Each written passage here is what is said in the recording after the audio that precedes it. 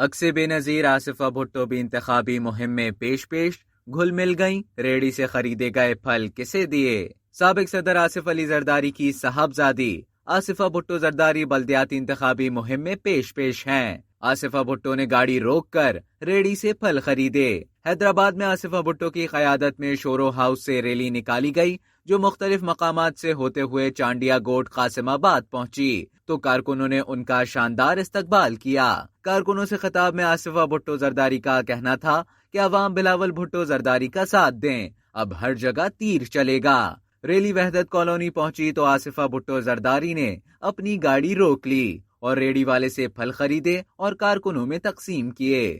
آصفہ بھٹو نے حیدرآباد کے عوام سے اپیل کی کہ وہ 24 جولائی کو پیپلز پارٹی کے انتخابی نشان تیر پر مہر لگا کر پیپلز پارٹی کے نامزد کردہ بلدیاتی امیدواروں کو کامیاب کریں۔